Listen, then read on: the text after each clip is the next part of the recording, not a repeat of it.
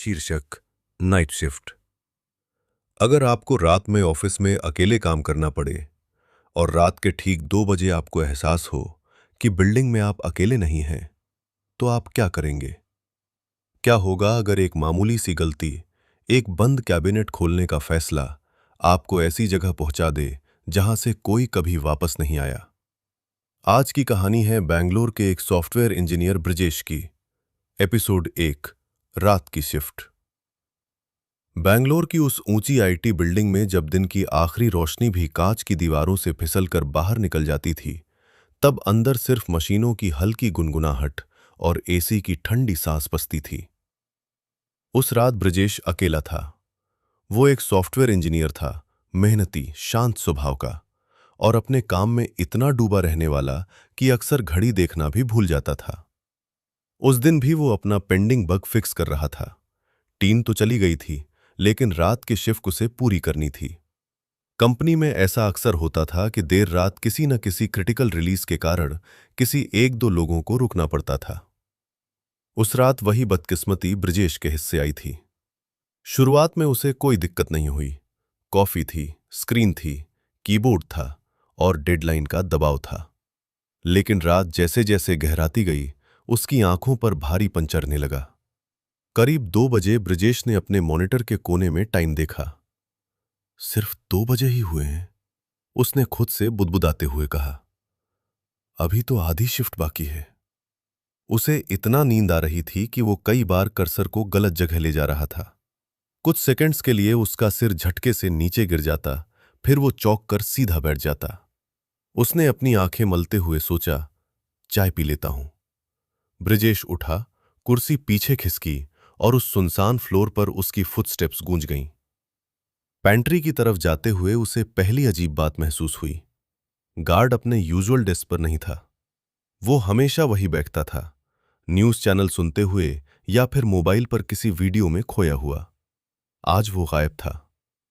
Building के corridor की कुछ लाइट्स झिलमिला रही थीं, एकदम वैसे जैसे कोई सांस रोककर बल्ब को बार बार धीमा कर रहा हो। ब्रिजेश ने हल्की बेचैनी महसूस की, लेकिन मन को समझा लिया। रात है, पुरानी बिल्डिंग है, लाइटें खराब होंगी।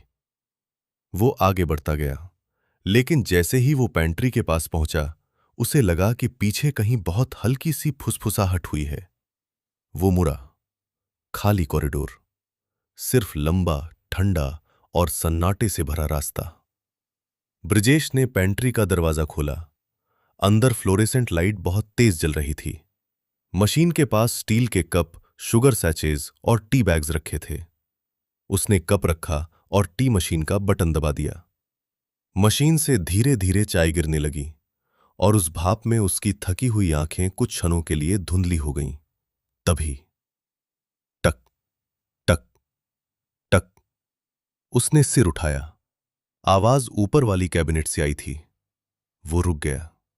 फिर एक और हल्की आवाज, टक। ब्रजेश का दिल थोड़ा तेज धड़कने लगा।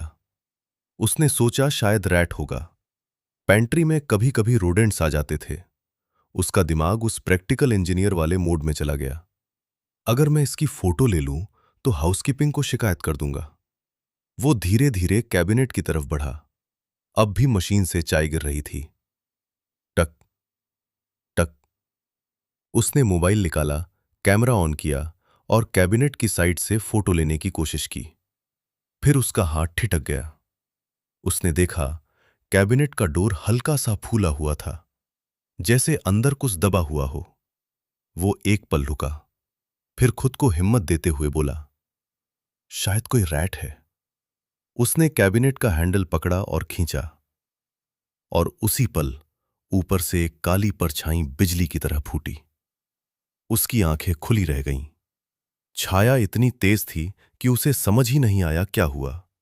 मानो किसी ने एक साथ सारी बत्तियां बुझा दी हों और अंधेरा सीधे उसके चेहरे पर गिर पड़ा हो। ब्रजेश चीखा भी नहीं। उसके शरीर को जैसे किसी ने जकड़ लिया। उसके कानों में तेज सी आवाज गूंजी, फिर सब कुछ खत्म।